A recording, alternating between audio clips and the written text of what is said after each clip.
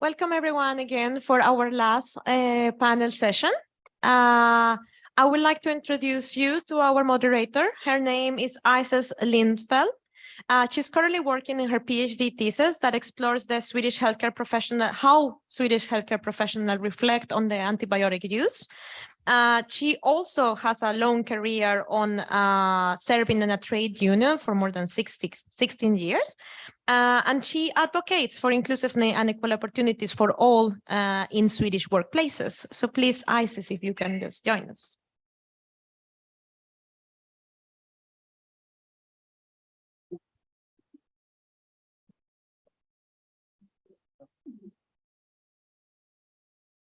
Thank you, Chair, for a candid and very nice presentation of my modest person.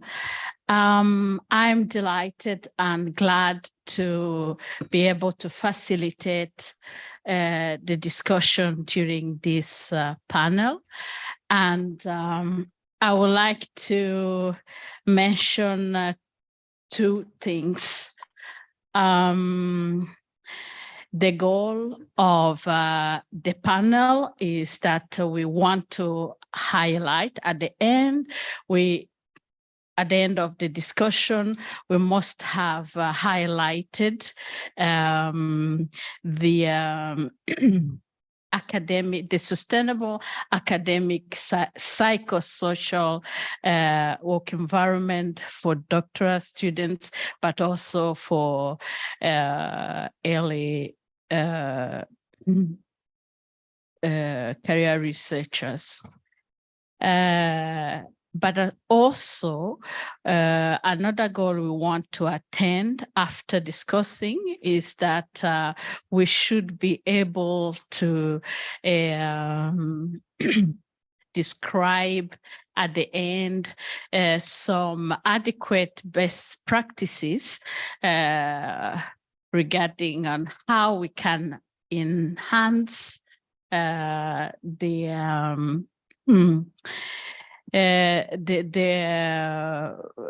psychosocial work environment in academia. That being said, permit me to introduce our distinguished panelists. I would start by introducing Dr. Brian Cahill.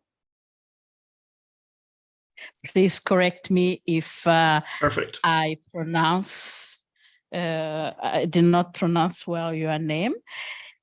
He works in learning and skills analytics lab at Leibniz Information Center for Science and Technology in Hanover as grant manager of the Cost Action CA 19117 on research mental health.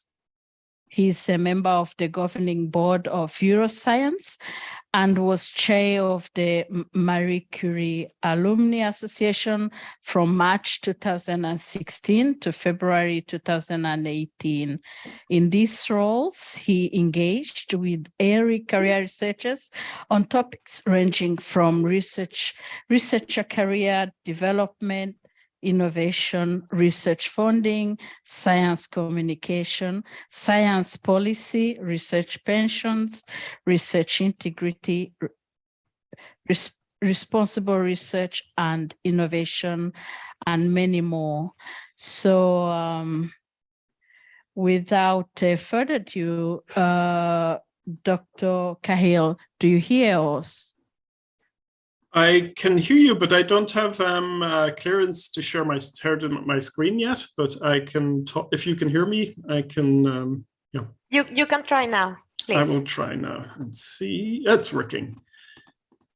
So thanks very much for the very nice introduction, Isis.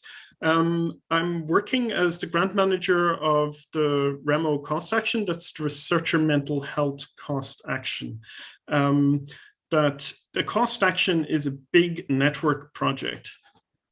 And I think that, it's a big network project. We have countries involved from all over Europe. I think it's easier to list the countries that aren't involved. I think there's Luxembourg, Estonia, and Georgia are the 3 countries within the cost countries that aren't involved. We also have involvement from outside of Europe, from India, Colombia, USA, Canada, South Africa as well. So it's a European network, but I think we also have some international involvement.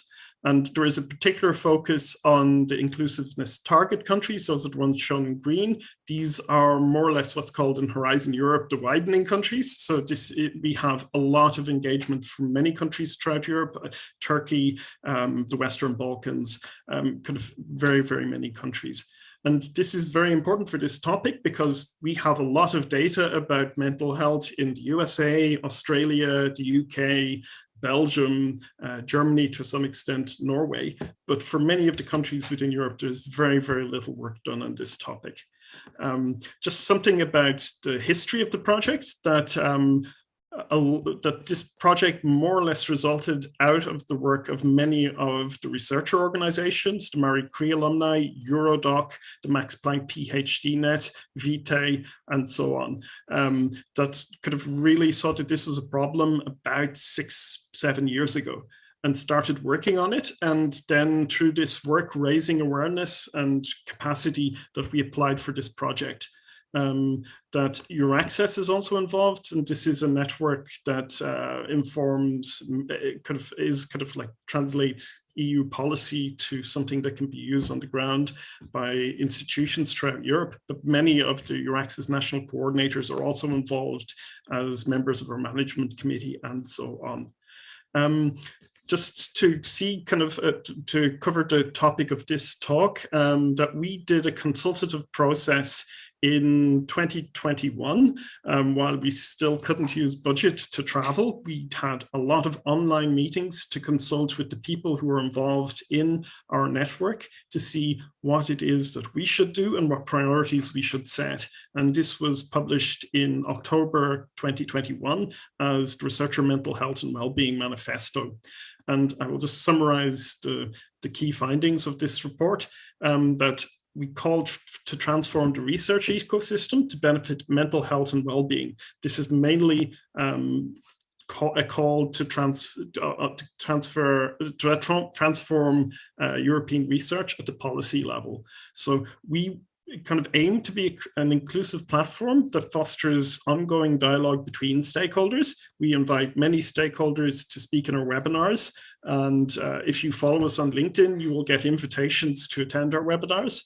We kind of challenge, monitor, and inform national situations and priorities through systematic and structured data collection.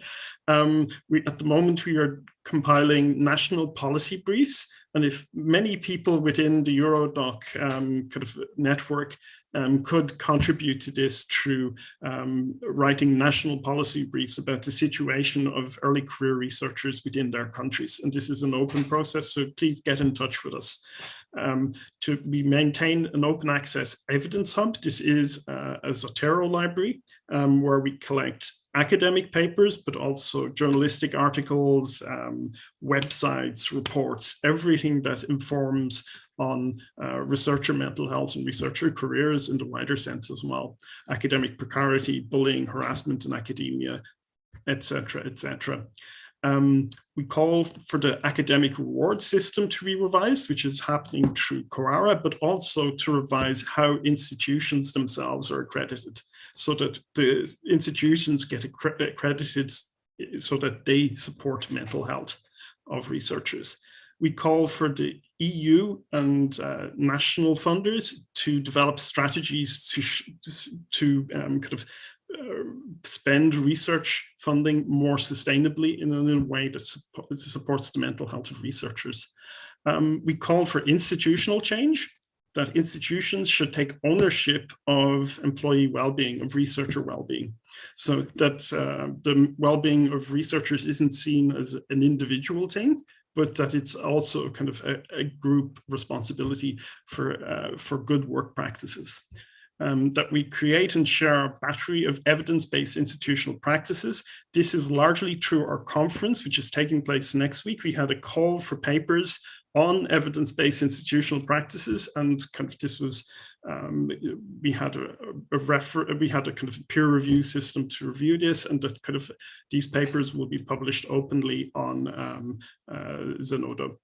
To develop firm personalized research assessment, this is more or less what's happening through Quora now, and we were involved in the process, the consultative process that led to Quora. To extend the professionalization of doctoral and academic staff training, and this is something that I know that Eurodoc has been active on for very, very many years. We also call for researcher empowerment by raising awareness of researcher mental health at the individual level, by promoting bottom-up initiatives such as peer-to-peer mentorship. And a lot of the bottom-up initiatives of Eurodoc member organizations in the countries, for example, the Young Academy of Slovenia has been very, very active in promoting mental health within Slovenia. And also TESIS in Germany and many of the other member organizations of Eurodoc, by promoting person-centered and evidence-based approach to training and career management, because we, with the development of training career management for researchers, that has evolved from very little to some, but I think that there is a need to have individually focused training for researchers, because the further you progress in your career, the more specific your needs become. We call for the professionalization of supervision, so that supervisors develop the skills, that we develop new models of supervision, new models of evaluating the progress of doctoral researchers. Dr. Cahill, you have 2 minutes. That's left. good. We published this in the paper. And now I will finish up by talking about just saying the stuff that we have been doing over the last while. Last month, we had our ambassador training program in Paris. Next week, we will have our conference of the REMO 2023 conference, which is focused on evidence-based interventions for fostering healthy academic workplaces. You can scan the QR code if you want to take part, or you can find it probably pretty easily online. And we will launch a survey in September. If you would like to contribute to disseminating this survey within your countries, we'd be very, very interested in hearing from you. The next steps, I will just talk about the policy briefs. We will write policy briefs on as many European countries as we can. If you want to contribute to this, please get in touch. So our website is given above on the slide, and I look forward to discussion going forward. Thank you so much for an insightful presentation, Dr. Cahill. A round of applause for him, who will come back and elaborate on what you've just presented. Allow me now to introduce our next speaker, Dr. Sandra Hellstrand, who is a board member of the Swedish Union of Civil Servants in the university sector, working with issues relating to doctoral candidates and the junior researchers. In particular, previous experience of working with the doctoral candidates, issues within the student union structure at Stockholm University, and she's currently a postdoc at the university at Uppsala University. Dr. Sandra Hellstrand, the floor is yours. Thank you, Isis. I'm very glad to be on this panel because I've been working on these issues now for a very long time, in Sweden at least. The main thing I would like to contribute to this discussion today is based on a survey that Fackförbundet ST, my trade union, and SFS did together a few years ago. called How is the doctoral student faring, or Hur mår doktoranden in Swedish. The results from that survey were quite worrying, but they were also very much in line with many previous surveys, both in Sweden and internationally. So it was not news, but even the fact that it was not news is also worrying in itself. I'll mention some of the results briefly. 1 in 4 of the respondents had trouble sleeping every night or several nights a week. 1 in 3 had to work overtime every day or several days a week. Over 35% found it difficult to think about anything besides their work every day or several days a week. About 18% could not go on vacation due to high workload, and an additional 26% could but chose not to for one reason or another, which might be to do with organizational culture and the way that we talk about working and working hours and vacation within the universities, but we don't know. They chose not to for one reason or another, which really means that people are not getting the recuperation that they need, neither throughout the work year or during, for example, the summer when you usually have vacation. From this survey, we also had a number of recommendations that we agreed upon between the organizations behind the survey. I will not go through them all, but summarizing, you can see that there are some themes. And one is that academia needs to stop being seen as an exception to the rules and regulations and norms that we have in the rest of the Swedish labor market. That means that consistent overtime and no vacation is actually against the law. And academia should not be doing it, just like no other sector within Sweden should be doing it. And that is the responsibility of the employers. It's also the case, as I mentioned yesterday in the precarity panel, that no other sector in Sweden would be allowed to use scholarships the way that academia does. So it's very much the case that academia is seen as something different, which in reality means, in some ways, at least, worse conditions for the people working here and the early career researchers and the PhD students. Of course, also a lot of privilege and a lot of interesting work. But we could have the interesting work without these bad conditions. Secondly, advocacy and representation is key. PhD students need to get influence over their own conditions through representation. And that means that both student unions and trade unions, for example, need to advocate strongly for these groups, which are in a vulnerable position within the academic system. Third, we need better information. A clear theme in the survey was also that PhD students did not know their rights. They did not know about the regulations that govern their education and their participation in the Swedish labor market. And this creates a very vulnerable position. And so we need much better information, both from employers, but also from the advocacy organizations. And that is something we need to work on going forward. Thank you. Thank you, Sandra, for a very informative presentation.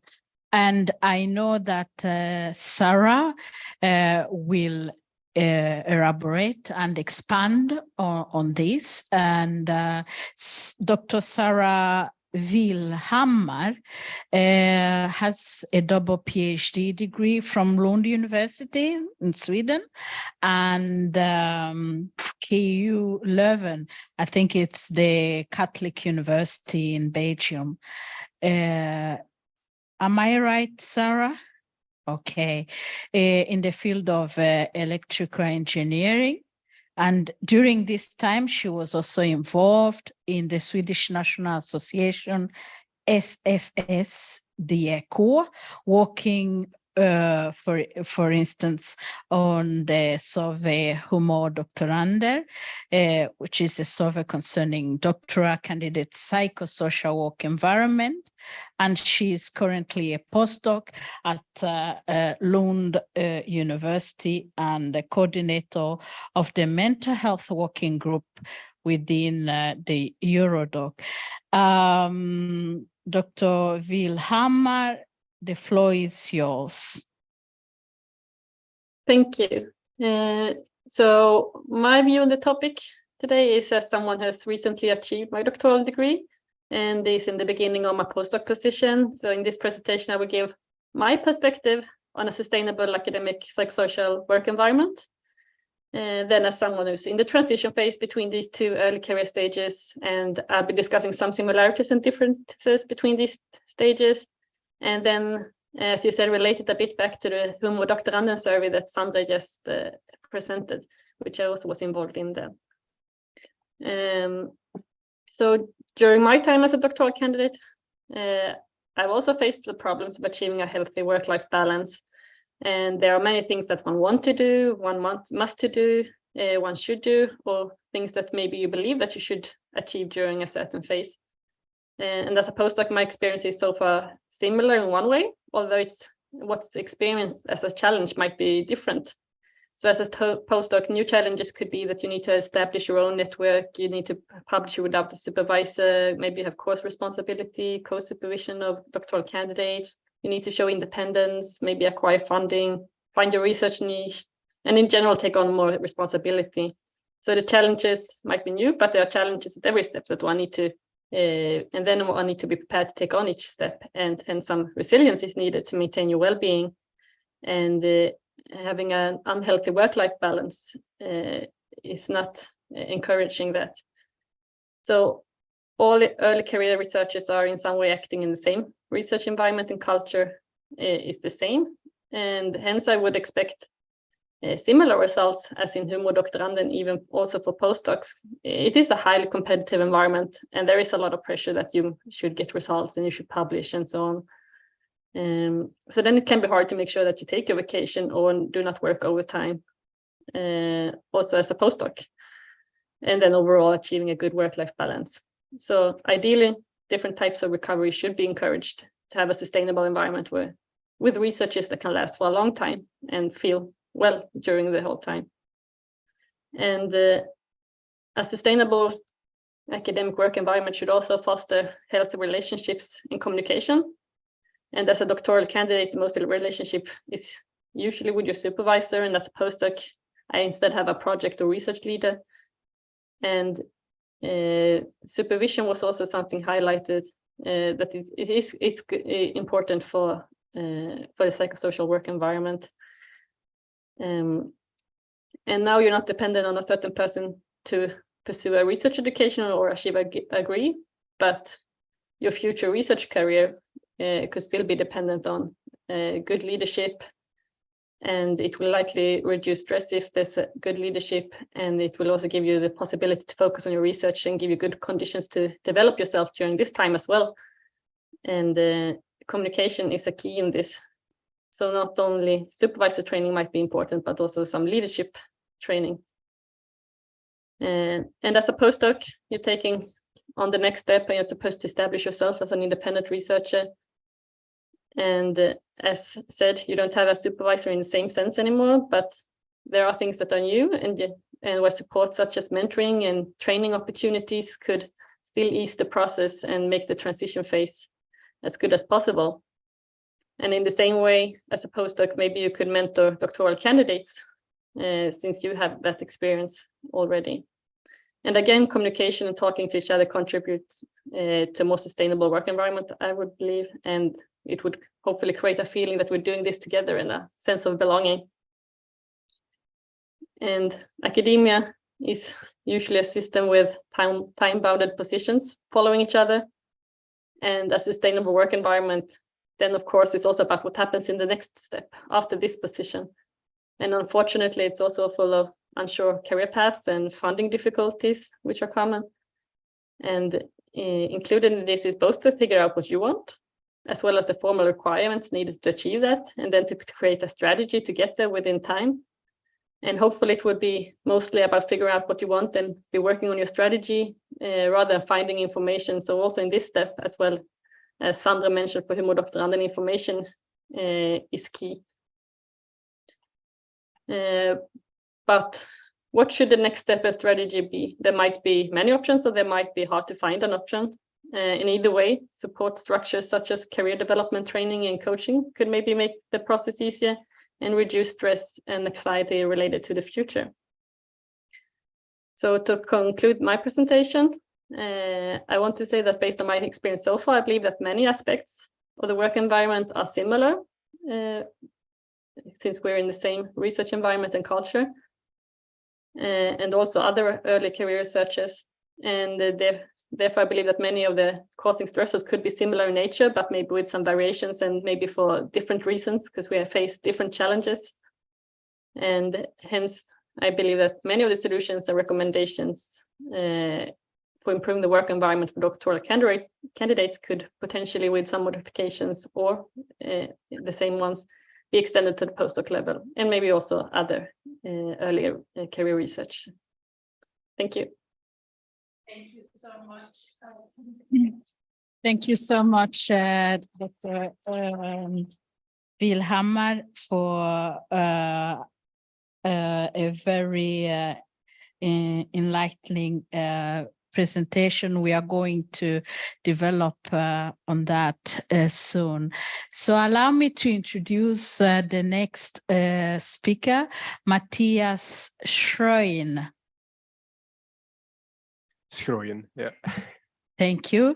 Matthias is a member of the EU Liaison Office at the Université Libre de Bruxelles, ULB. And as a project leader, he's responsible for the development of a transferable skills training program and career development services for researchers.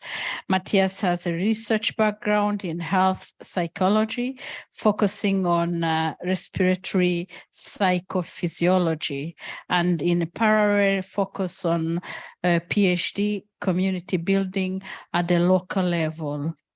The construction of training and career development services at the institutional level, and the representation of ECRs at the European level as a coordinator of a mental health working group, and he was the former secretary of Eurodoc. Dr. Schrein, the floor is yours. Thank you for the introduction.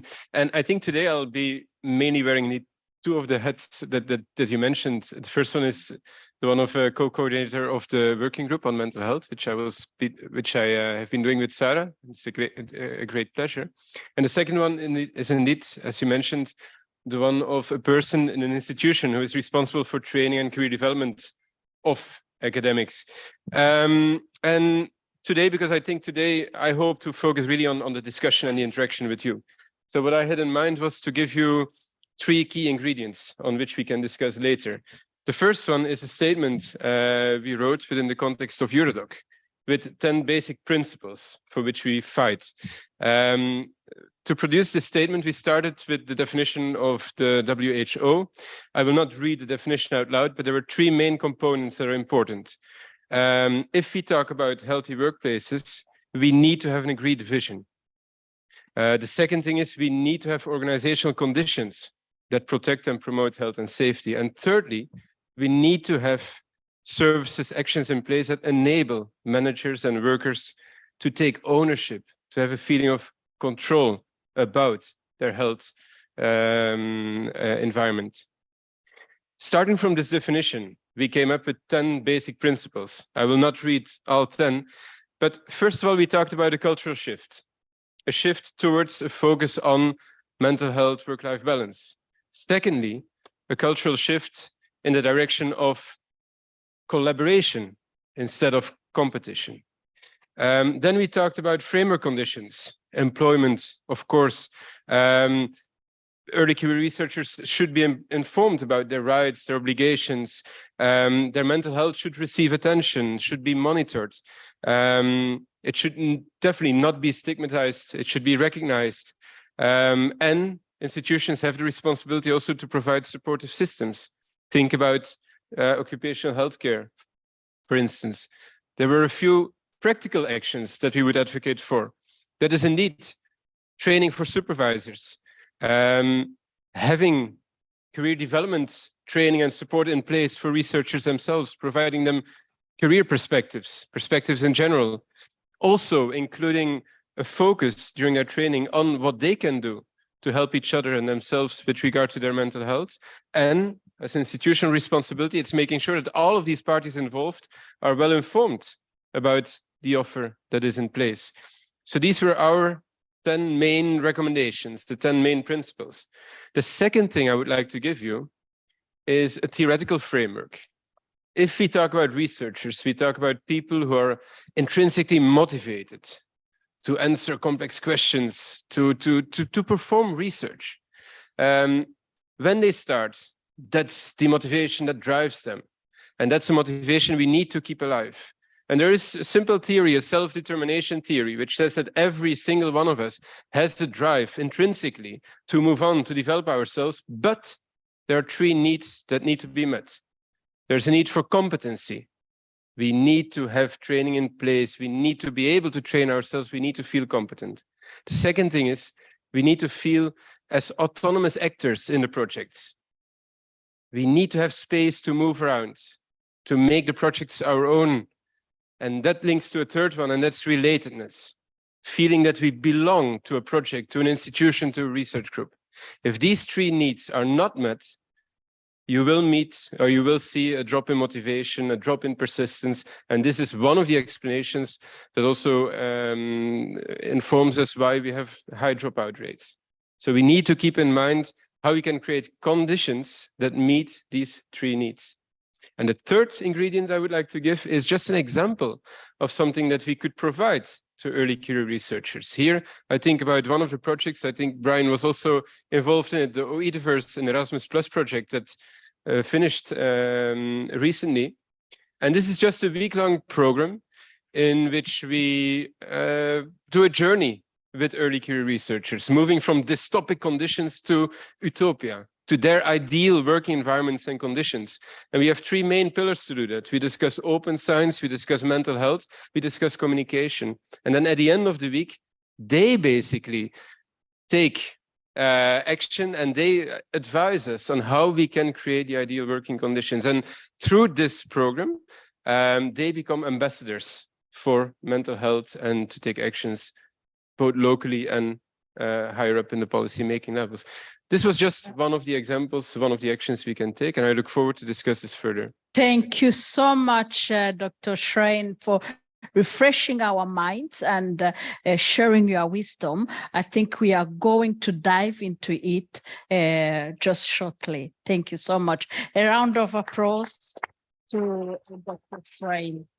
Our last but not least panelist is Dr. Berman, Åsa Borman, who founded Finish on Time and is the author of the book, The Doctoral Student Handbook. And she's an associate professor in practical philosophy at the Stockholm University and has recently published Non-Ideal Social Ontology, published by Oxford University Press. The floor is yours, Dr. Borman. Thank you so much. And this is the first time I am at an academic conference where I agree with all the points of all the previous speakers. This is quite an experience. And I wanted to sort of connect a little bit to what people have said so far. So I will take on a little bit of an individualist perspective here. We have heard about the big context, we've heard about the supervisors. And now the question is, what could we do ourselves as researchers? And this is not to say that the other contexts are not important. They are super important as well. But I have worked over the last 13 years with a lot of doctoral students and supervisors all over Sweden. And basically what we have done is that we have looked at the how. We came to science and the humanities because we were passionate about the topics, right? We were passionate about the content. But I think often in academia, we do forget about the how or the process. And I think a lot of time I've spent with PhD students, a lot of time is wasted and energy is wasted for PhD students because we do not have a firm grasp of how we should finish the work on time and feel well during the way. And I think here there is a lot of unrealized potential basically for academia, because if we would use the same research skills that we have for other things, looking at our own work process and looking at motivation and these things, I think we can do even more and better things, but in a sustainable fashion. So basically, I have given courses together with colleagues on the work process. It's basic project management skills. It's also a lot of discussions and tools relating to stress management. And we focus on practical things that PhD students and researchers could do themselves around the work methods. And one such distinction that we introduce, and that I think like Sarah's talk was very much about, is the distinction between efficiency and effectiveness. So efficiency is doing things in the right way, doing it in the most economical manner possible, regardless of whether or not they are important. And effectiveness is doing the right things, the things that move you closer towards your goals. And I think what Sarah mentioned and a lot of people mentioned here, in academia, we have so many opportunities and many people adopt an all benefit approach. I will do it if it has any kind of benefit for my career.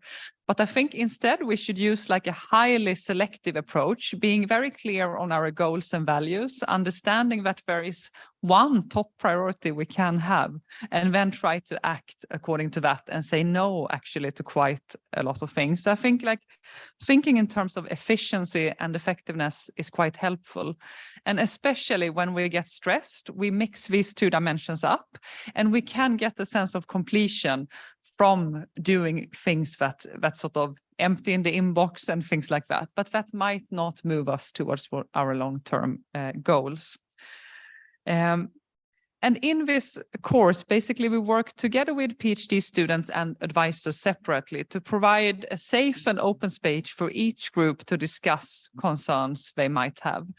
And I cannot help to include some philosophy here as well today.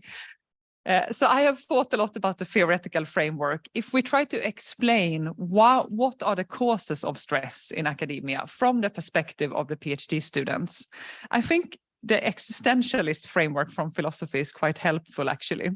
So if we think about the existentialists, they say that once you realize that there are no predetermined life or values, that you have to set your own values and so on, you realize that you are completely free, right? And once you realize that you have all that freedom, that leads to deep anxiety, because then you are suddenly responsible for all the choices as well. And I've tried this kind of metaphor with PhD students, and that resembles a little bit the PhD student situation. Like you are so free, too free at times, I think, in a way. And that can lead to quite a lot of anxiety. But if you manage to set your own boundaries, I think you can have the freedom with a good outcome in a sense. So I think we all have to think about how can we set boundaries for ourselves. And I think especially senior people have a responsibility here to set an example and show more junior people that it is possible to have a good and sustainable life and work-life balance and still be able to do good work. Let's see. Do I have one more minute? Yeah. Let me see. I think also one last thing I would like to say is that what we talked about, to sort of monitor the mental health and not stigmatize it. If we think about the context we are in academia, it basically consists in doing work that we identify ourselves with. So do you work as a PhD student or are you a PhD student? So it becomes very close to our identities, right? We are also evaluated constantly and we evaluate other people in peer reviews and such things, or actually our work is evaluated and we evaluate other people's work. And also the standard is uncertain at times. What standard are your work measured against? And I think if you have work that you're passionate about, that is deeply connected to your identity, you are constantly, or your work is constantly under evaluation, and the standard is also uncertain, you will sort of overachieve in those situations. And it's not strange that there is a stress response in that kind of environment. So I think we need to normalize that a little bit. You are not alone with that kind of thing, and then try to move on in identifying best practices. Thank you.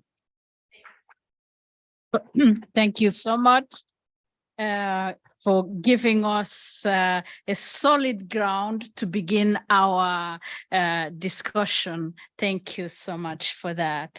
So permit me to recapitulate a little bit what have been said.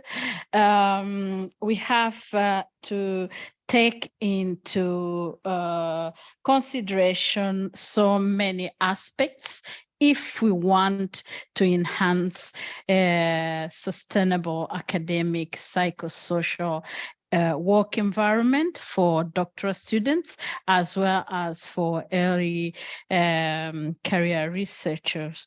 We have to culture matters, employment conditions matter, support system matters, ownership. We need to have a vision. We need to have the services put into place to support this group. But at the same time, I would like to also share with you what the Swedish Work Environment Authority says about the working, the psychosocial environment factors that can enhance the well-being of the people. They advocate for looking and improving individual experiences, but also encourage organizations to look into themselves and look at what are the social conditions that are being made available, what are they doing to help the people balance their work conditions and their private life. It's also about social justice. It is how people are being treated fairly. It is about giving emotional efforts. It is about creating a social capital at workplaces.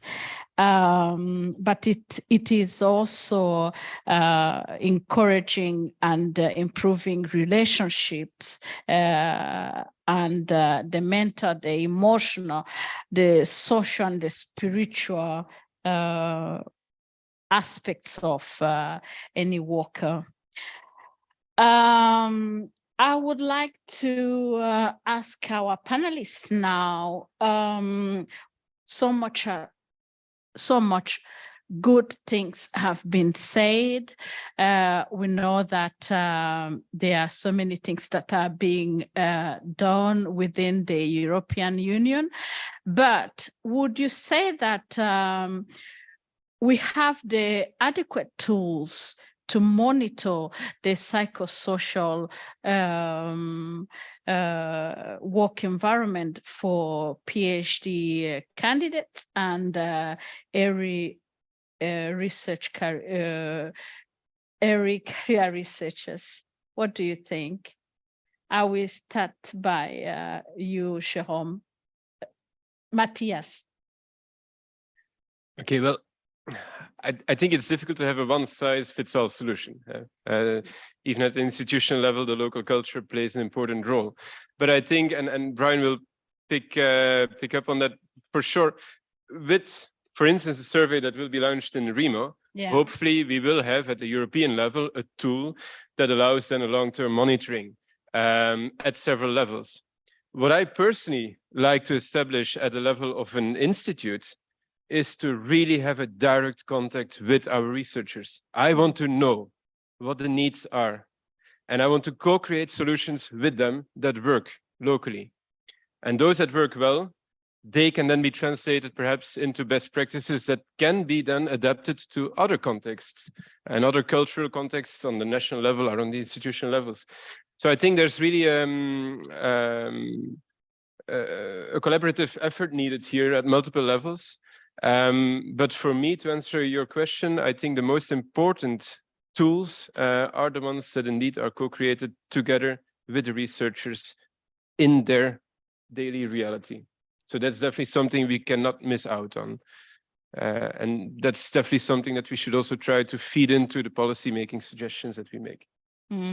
Thank you. Åsa?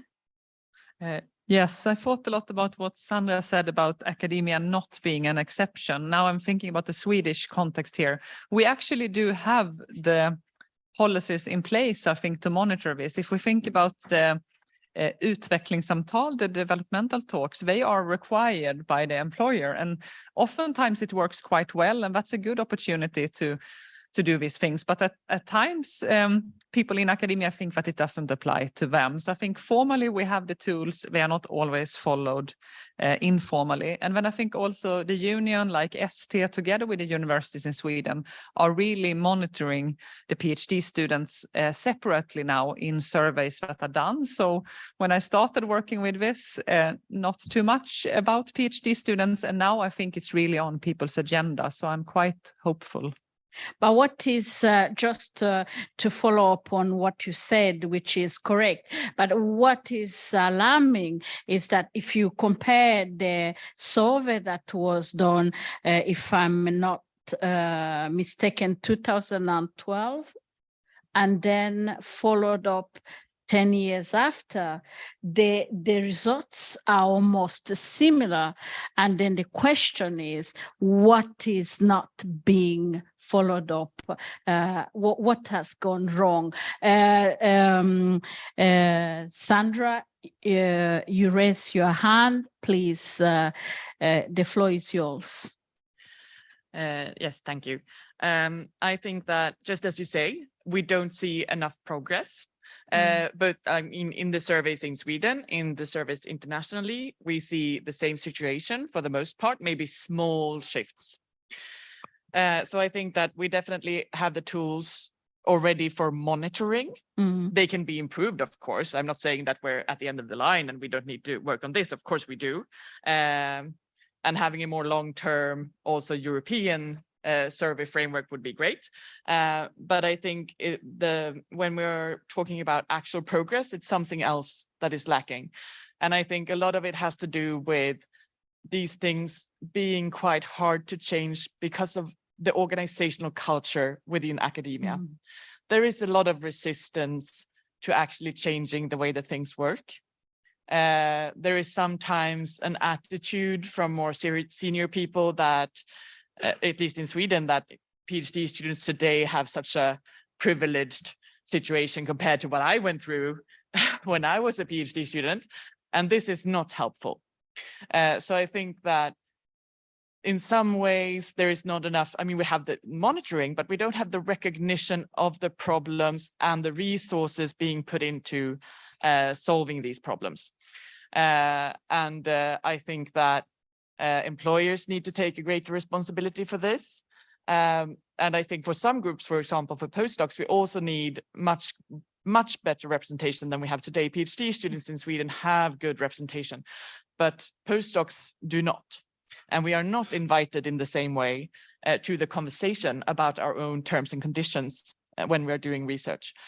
So that is one main thing that could move things forward for that section of early career researchers.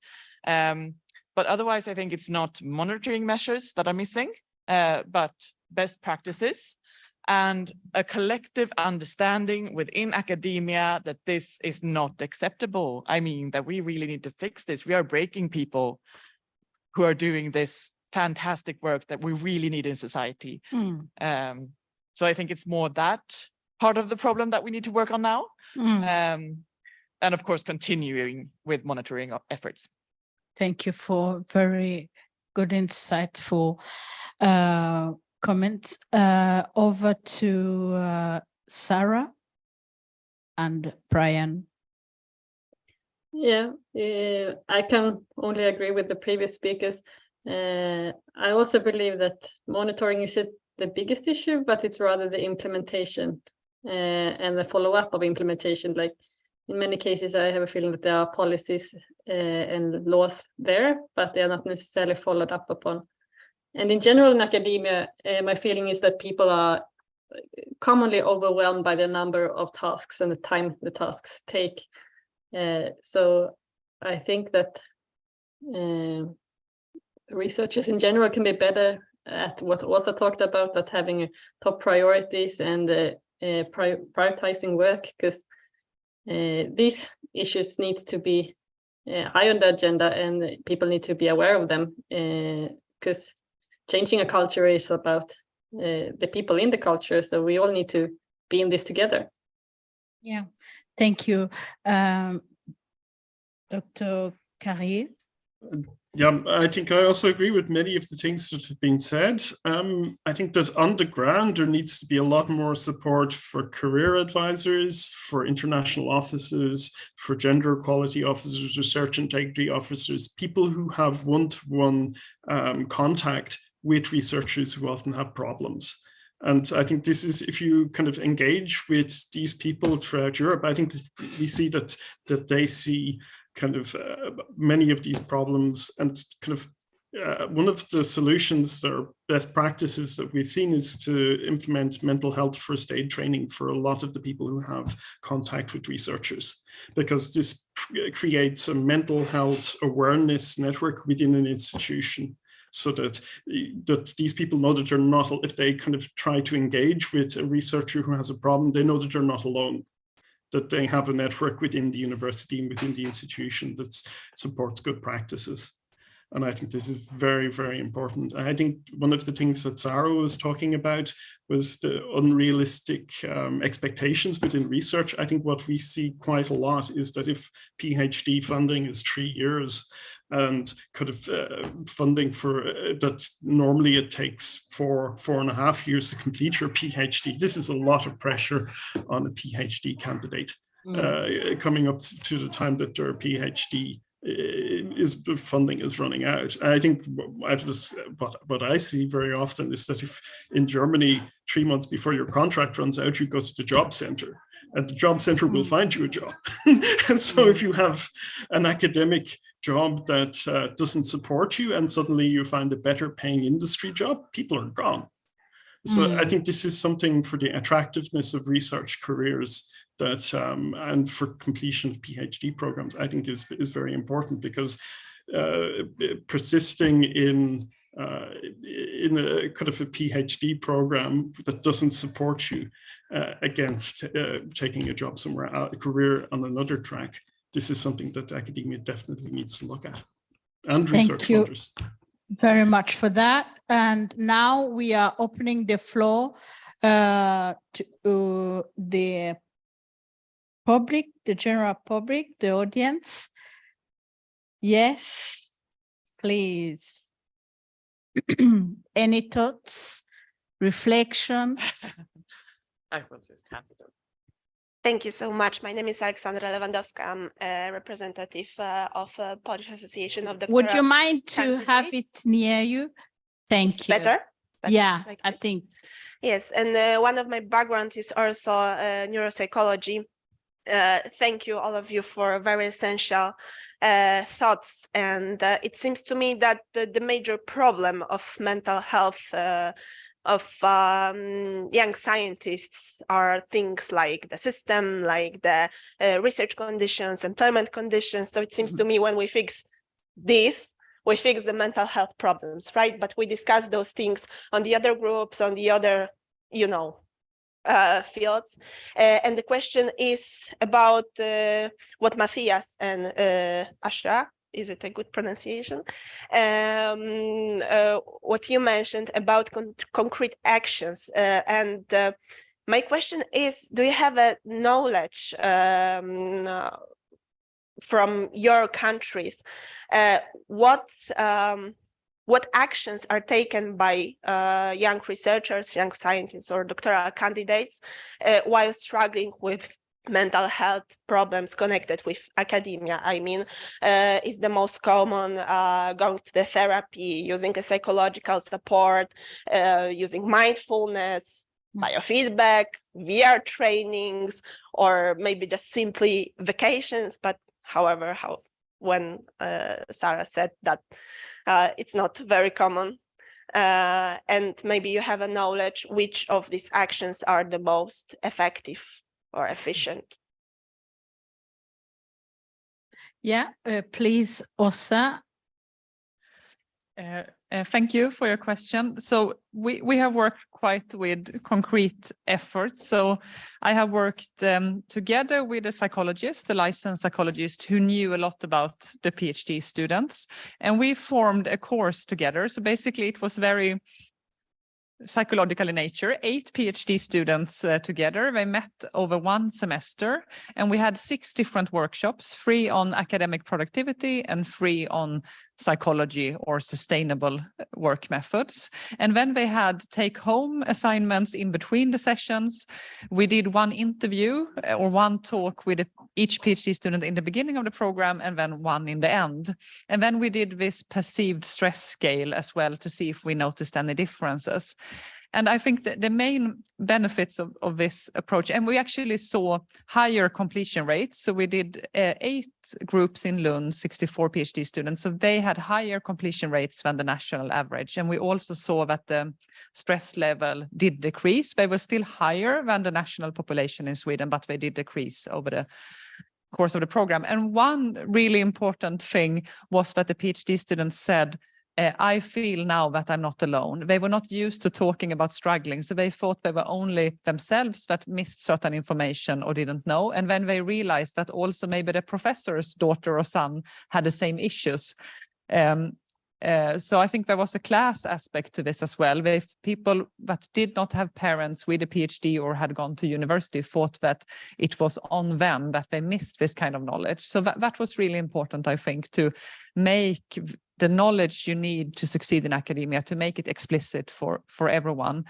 And it was also quite hands-on tools. How do you work with project management to structure your project? What is a reasonable time estimate for different kinds of things? And then also just psychological awareness. What are your own stress signals so you could stop the negative spiral in time, basically? Yeah. Thank you.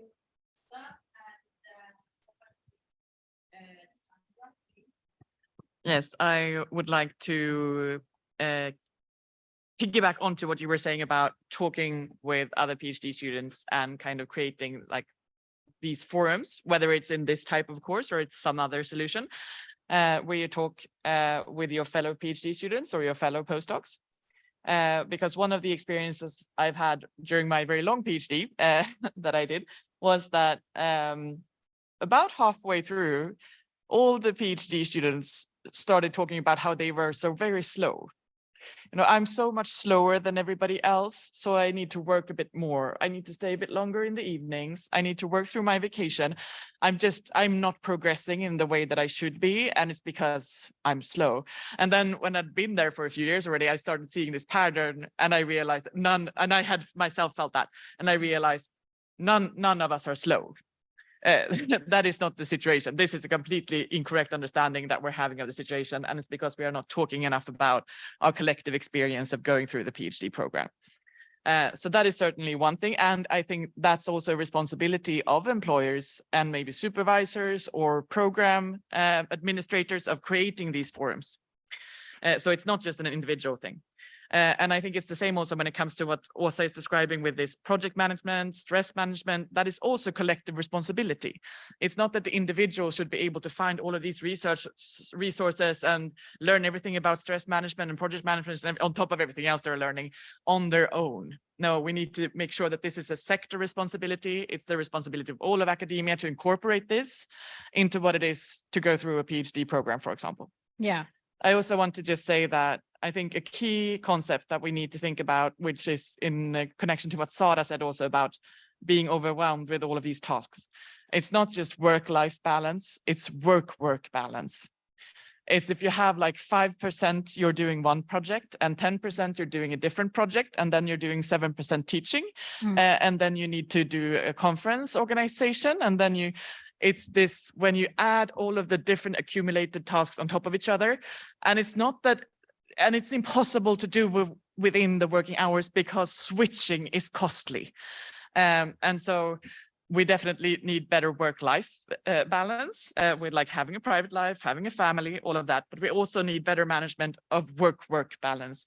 And we need to talk more about that. I think how divided your attention is in academia. Thank you so much. I think we end on that note. I'm sorry for our panelists over on Zoom. Thank you so much. We are running out of time. It's time to give the floor back to the chairman. We have to wrap up with the conference as well. But one thing, a takeaway is that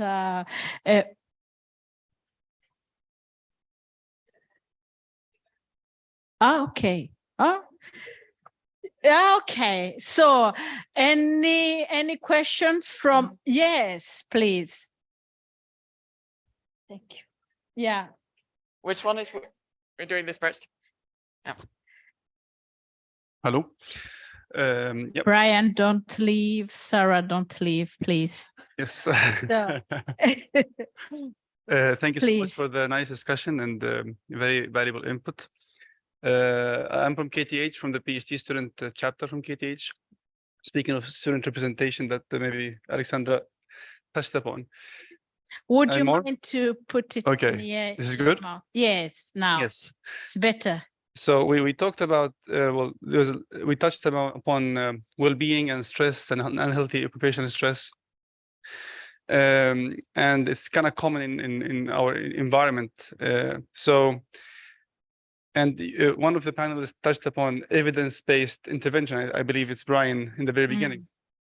So we tried to, at KTH, we tried to take it upon ourselves as the PhD representatives, is to find the cause of the problems first. Well, first the problem, what are they, and then the cause. For instance, we ran some surveys recently, KTH-wide, for all PhD students. And the amount of people who said yes to being subject to unhealthy occupational stress, and I stress not stress, it's unhealthy occupational stress. That's a very specific definition. And more than 60% said yes. And when we asked about the symptoms, between roughly 60 to 70% of the respondent said that they experience anxiety, depression, or problem sleeping, which is quite alarming to say the least. And almost 70% of those do not seek help, back to what Sandra just mentioned. So they don't talk about it either. So we tried to find, this is a problem. One major issue in that, and it correlates to this, that the lack of information. So when we asked them, if you have received proper full onboarding when you started your PhD, and less than half, or about only 40% said yes. So this was like one potential cause to the problem. And then we tried to dig deeper in our survey, correlating different questions. And we found a strong correlation between the amount of hours received for supervision. So the more supervision hours you receive, the less stressed you are, the more fully onboarded you are. Same goes for the quality of supervision. Like the more you say that you receive high quality critical feedback of your research, indicating competence of your supervisors, the less stress, the less, let's say, or the more informed you are about your PhD education and about your like rights and responsibilities per se.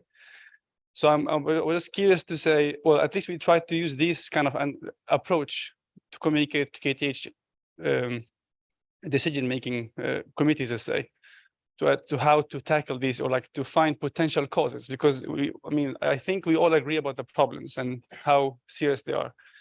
But I was wondering what kind of causal analysis or correlation analysis have you guys done or know about to actually address, to make actual measures to fix these things.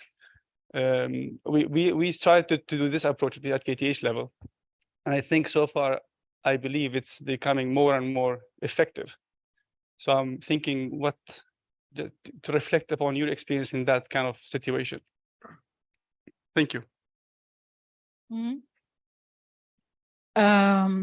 Would we allow Brian? Do you have some? Did you hear? I did hear. I heard very well. I think this is very interesting. I think that one of the first things I picked up on is that you were talking about onboarding.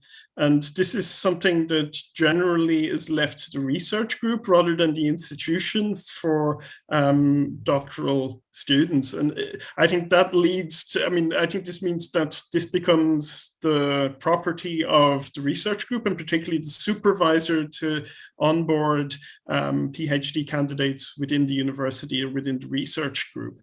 And I think we have a paper coming up at our conference next week on onboarding from Millie Losmanova that I got to know through Eva Natkova, who was previously president of Eurodoc, and that she will present on that next week. I think that the other thing I picked up on was the problems with PhD supervision, and that similarly in the survey of the Max Planck PhD network, that they showed that around 75% were somewhat satisfied, kind of either very satisfied to moderately satisfied. But the other 25% had some dissatisfaction with the supervisor. And you can see the scale of kind of depression, anxiety kind of increases with dissatisfaction with the supervisor. So this can be communication problems, supervision problems, but whatever, that we do know that if you have personal conflict in a relationship with somebody who has power over you, I think this is a very, very critical problem. And I think that there is a need to develop kind of models of supervision. I think we've seen over the last years, the Mary Skłodowska-Curie actions developed guidelines on supervision. That LERU, the League of European Research Universities, published a position paper on holistic doctoral supervision a couple of months ago, and one of the authors is a speaker at our conference next week. So I think that definitely there is a need to do something about supervision. There's kind of talk about supervisory training. I think that generally the response to that suggestion is always, well, it's the good supervisors who will do the supervisory training. But I think you have to start somewhere. And I think it's also that junior research group leaders, junior faculty, are presented with very many problems at the same time when they become research group leaders. And it's not only the junior research group leaders, but particularly they need a lot of training in lab management that they don't often get. And so I think we will allow Sarah also to comment on that, if you have any comment and contribution. The question asked. I will just mention what you talked about in the beginning of your question, that people in general do not seek help. And then one would ask the question, like, why don't people seek help? And I think that one important thing is that we previously discussed is like awareness that other people might feel the same, and that it might be common issues, so they feel less alone. And that also, if you start to talk about it, then you start to also realize that other people are feeling the same, and then you can also maybe easier get help because you know where to get help, because other people might know, and you where to find information, and that in general destigmatize these kind of issues. Thank you. 1 minute. We start by Matthias. Okay, I'll be quick. First of all, congratulations with the data collection, because this is, I think, a very good example, and it does indeed show what other research has been showing as well. One of the reasons why I gave you that self-determination theory is we use it in our supervisor training because it has proven to be very effective in indeed impacting directly on the motivation, persistence of PhD candidates. So this is one of the components in creating a condition that is able to adapt to the needs of a early career stage researcher. And as you guys already mentioned, this goes typically in an up and down pattern, and the needs also change over time. So it's important not only as a supervisor, but certainly as a supervisor, you're closest to the person, but also as a research group surrounding early career researchers, that we're very attentive to these changing needs, and that supervision styles, our contextual conditions can change in function of that. The second thing I wanted to say is also the simple reality, as you stated, people with a mental health disorder do not seek help. Yeah. They do not. And that's again where we can help them finding their way, because on themselves, even when they are aware, even when you simply say that's where you need to be, they will not go. And that's also why it's important to really invest in preventive measures, as mentioned, with creating these conditions. But we can continue the discussion later on. I think there's 1 minute. Voilà. Osa, please, 1 minute. What? Yes, thank you. So I also am intrigued by your collections. If it's possible to share data results, I would be happy. And I know one other big university in Sweden had exactly the same results as you. They looked at people on sick leave, and the common factor behind all the people, all the PhD students on sick leave, were problems in the supervision relationship. And I think in Swedish academia, we have about now half people, PhD students, being from abroad somewhere and half being from Sweden. So I think it's we have a lot of measures in place if people want to change supervisors, but the kind of information, especially to international students, need to get out there, what kind of support you can get in changing. I asked a psychologist friend of mine, I said, why don't people change supervisor when it's really not working? And she said, well, if I would give you an evolutionary explanation, it's about social dominance theory. You don't stand up to the person with the most power. So of course we need to understand that kind of context and also bring in other people with other kinds of powers that can help. Yeah. Thank you. Sandra? Yes, I'm not sure. I mean, so much has been said, but on this question of supervision, I also think that this is where we need support systems, because at least in Sweden, you have the right always, for whatever reason, to change your supervisors, but very few people do. And that's where we need our peers, we need our community, we need our trade union to go and support you when you do this. Even though it should be easy, regulation-wise, it's easy, but socially, it's not. So then you need a heavy support system to be able to go through that process. And then I just want to say that in our survey, we also saw that a lot of PhD students were not getting any introduction. Or if they got an introduction, they did not feel it was sufficient in any way. And this is such an easy thing to fix. I mean, this is so hands-on. We should have been doing this already 20 years ago, but this is something that we still need to work a lot on. And so I think looking at that at all of our respective higher education institutions is a good idea. Yeah, I do agree with you. If I may add, while preparing for this panel, I did a lot of research, and there was some, I can send it to you, some articles that have studies that have shown that they were conducted in the USA, and it's different, but well, we can still have some similarities. That when you implement preventive measures at early stage, that is how you get some results, tangible results. Because if you are now intervening 4 or 3rd year after, then their health must have been deteriorated. So it's something to look at it. So please, now, Chairman, this is your turn. Yes, please.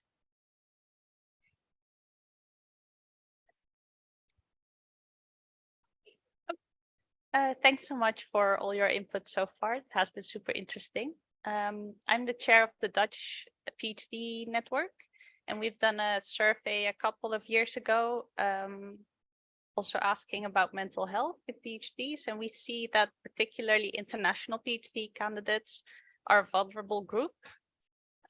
So I was wondering if you have any reflections on that. But also in the Netherlands, we have different types of PhD. Like you have one type of PhD that you can do, but you can either be employed or non-employed. And we see specifically problems with PhD candidates that come on the scholarship. The scholarship is fairly low. These are generally international PhD candidates that have a difficulty finding help, but they also don't always have access to help because of this different status. And I was wondering if something similar is also happening in Sweden, if you have any international PhD candidates on a scholarship and if they encounter more problems than the average Swedish PhD candidates. Yeah, I allow Sandra and Åsa to reply. We absolutely do. And it's a big problem. People coming here on very low scholarships. And maybe also precarious situations in other ways vis-a-vis their home countries. And it's also often harder to reach these groups when it comes to representation. And many might, for example, come from a country where it's illegal to join a union.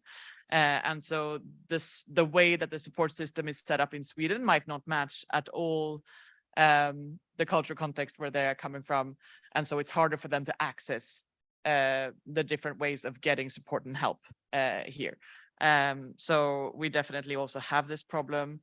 And this is also one of the reasons for why we as a trade union are working to just not have this scholarship system. It's not a good way of organizing research. It's not a good way of organizing working conditions, and it's not a good way of organizing the psychosocial work environment either.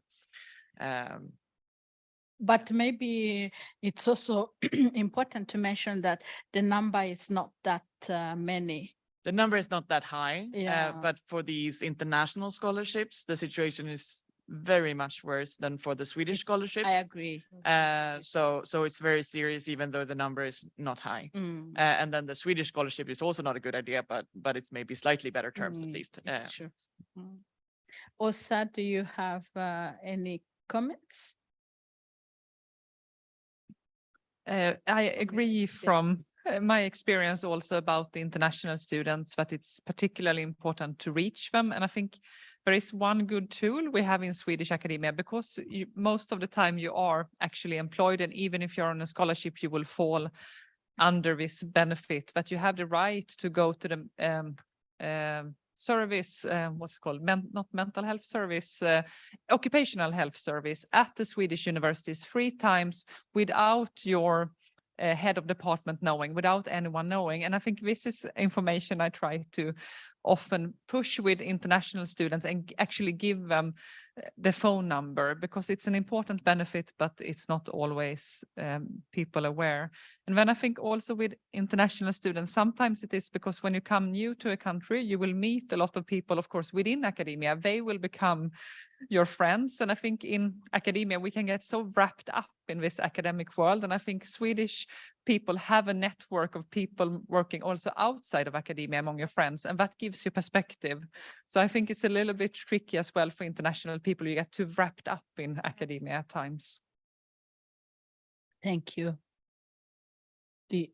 You got the response. So over to you, Chair. Yeah, I mean, I will just actually ask my question because it will be very short answer. But first, I want to do 2 comments. The first one is, I do think that the change also comes from us, but in a cultural way as representative. And I'm not talking about making meetings so that we can have pity parties.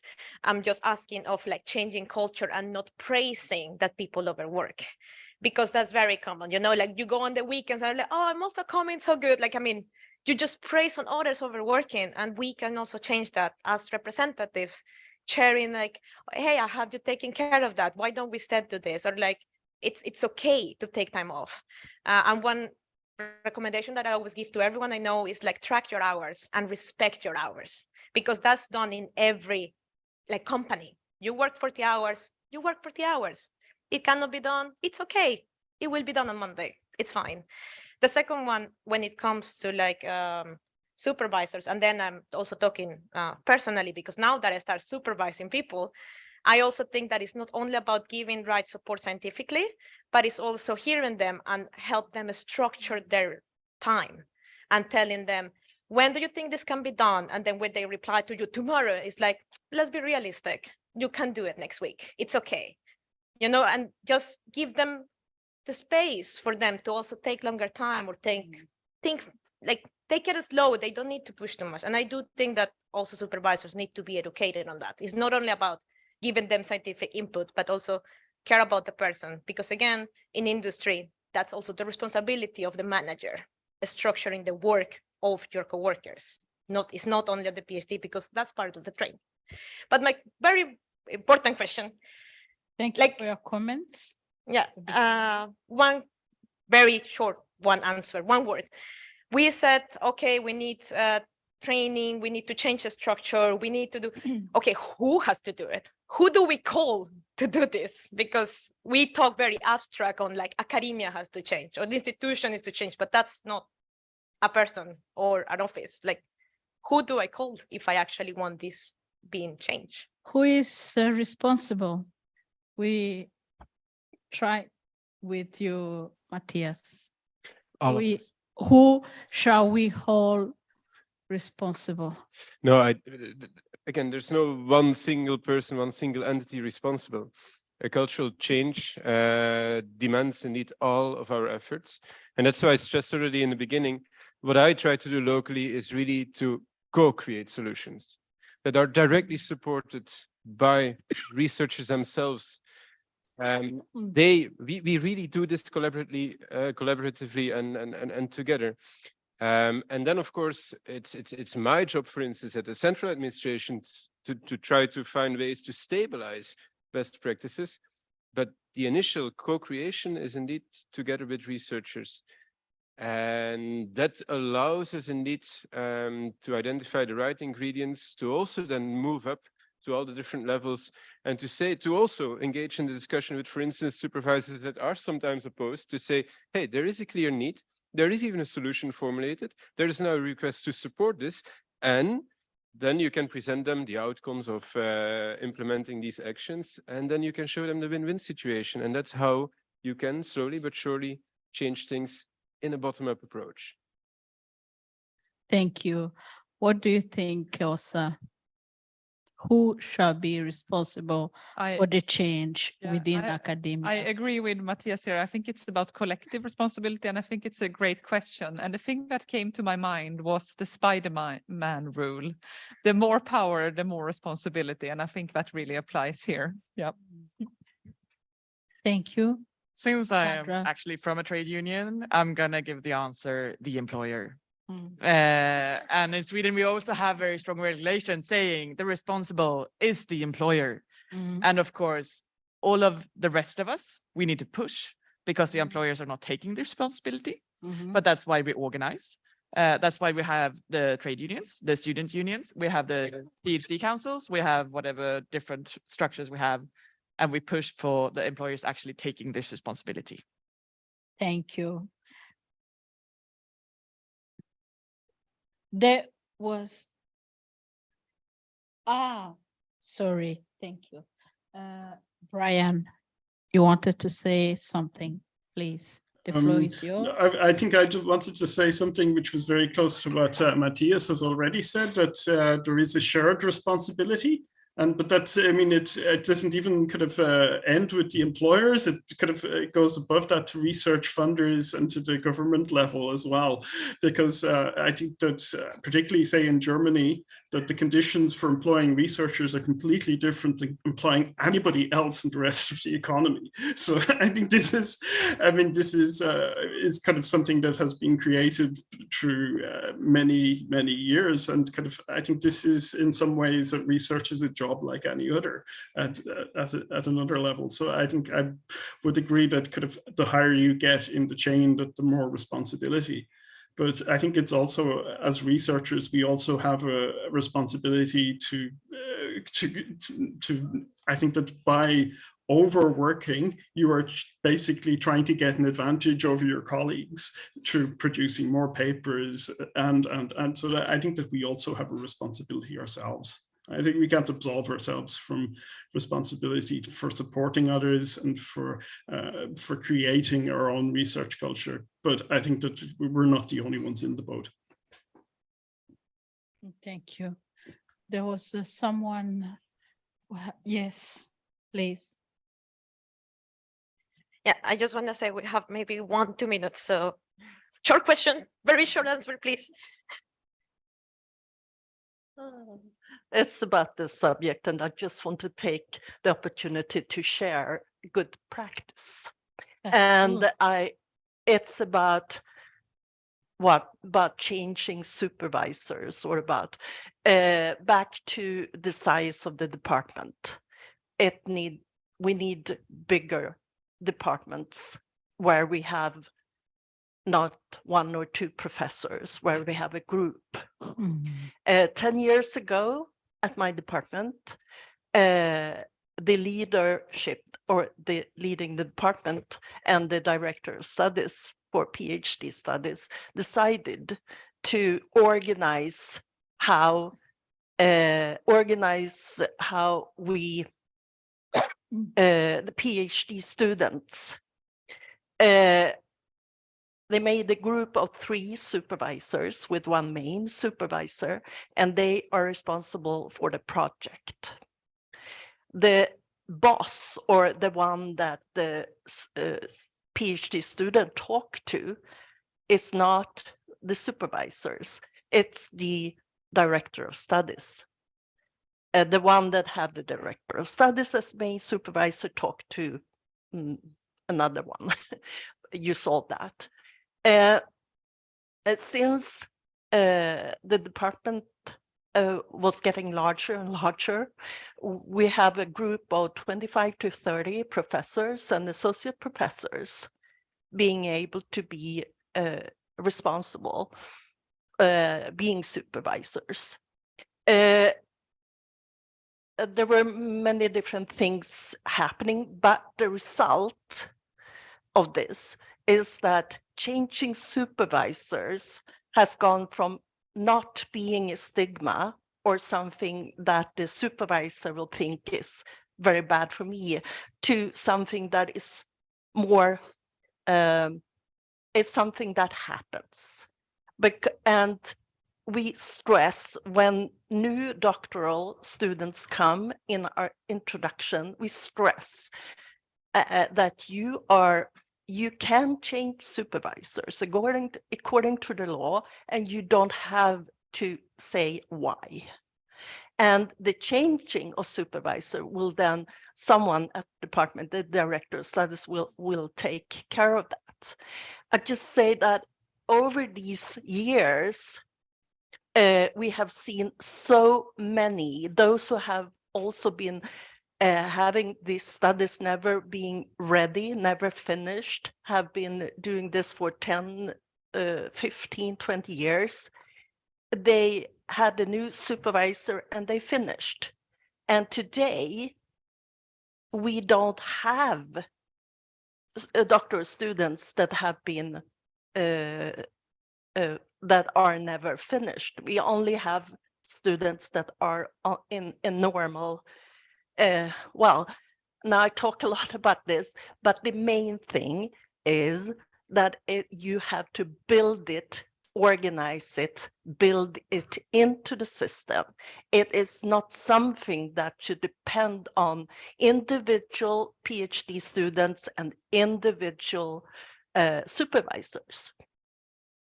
Yes, thanks. Thank you for sharing.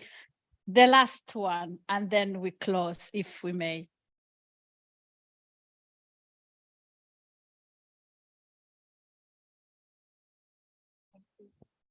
Yes, hello.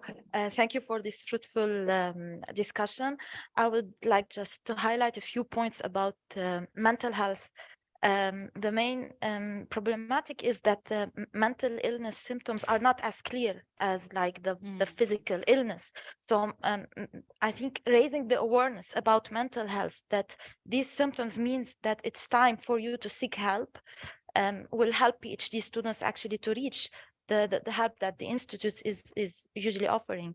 And to the diversity in the PhD student community, you have people coming from different parts of the world where mental health is either not defined at all. In some countries it is defined, but it is not like solved.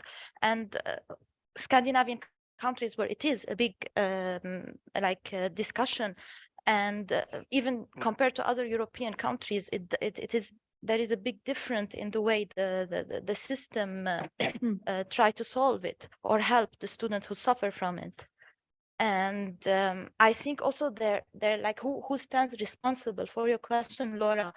I think every PhD stands responsible to make a change in the life of other PhD students, because by the time we want to make reforms to help these PhD students, by the time we want to apply those reforms, he either gave up or has already finished and doesn't want to come back maybe to academia at all. So I think we need to have a community of old PhD students who are more brave to criticize the institute, criticize the people who probably like not really misbehaved, but weren't politically correct with the student during his journey.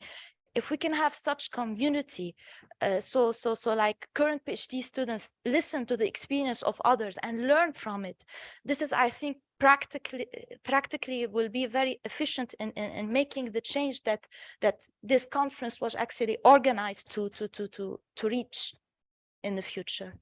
Yes, Thank you so much. A round of applause for the takeaways and very good input at the end. So I thank you so much for our distinguished panelists for insightful input and comments. And we will take that with us. Thank you for sharing your wisdom with us. So now I leave the floor to the chair, and thank you so much.